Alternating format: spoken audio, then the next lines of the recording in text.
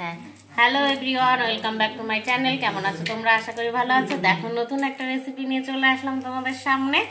এটা হলো টক ফল। তোমরা দেখেছো কিনা জানি না। ফলটা দেখো লাল লাল, আর এই ফলের ভেতরের ওই বীজটাকে ফেলে দিতে হয়, আর ওই ছাড়িয়ে শুধু ওই লাল অংশটা নিতে হয়।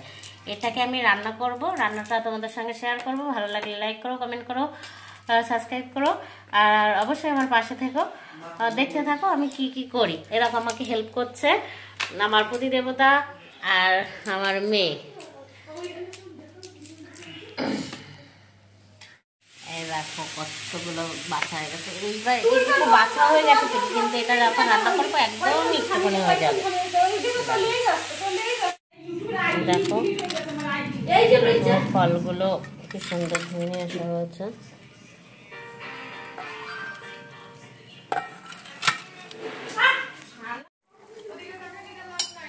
দেখো আমার কড়াই গরম হয়ে গেছে।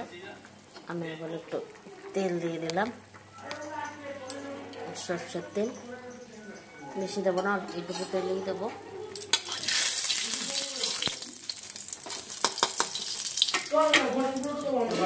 তেলটা গরম হয়ে গেছে, আমি সর্ষে ফোড়ন দিয়ে দিয়েছি। সর্ষেটা পড়ে গেছে।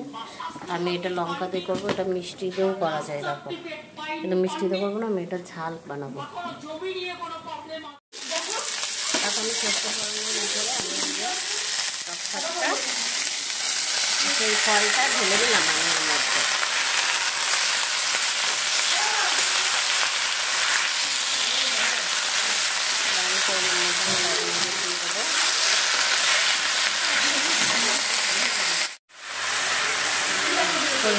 লবণ হলুদ দিয়ে দিচ্ছি,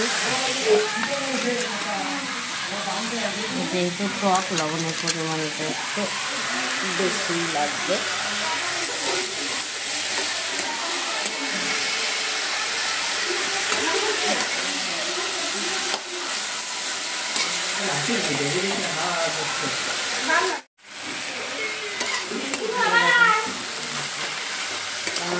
পরিমাণ মতো লবণ হলুদ দিয়ে দেওয়া হচ্ছে। এবার আস্তে আস্তে নাড়াচাড়া করছি। এবার মরে গেছে দেখো, ইউনিক একটা রান্না।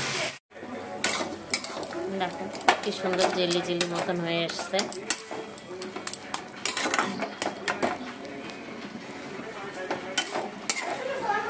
একটু নাড়াচাড়া করতে করতে এটা হয়ে যাবে।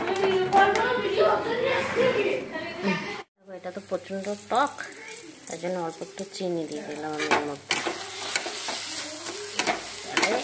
টকটা মিষ্টি মিষ্টি ভাবটা আসবে, ঝাল ঝালও থাকবে, যেহেতু লঙ্কা দিয়েছি।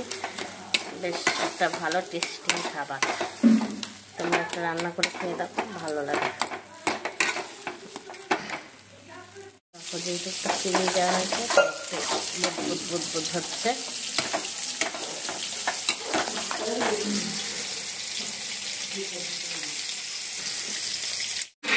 দেখো আমার টক ফল রান্না কমপ্লিট, সেই স্বাদ।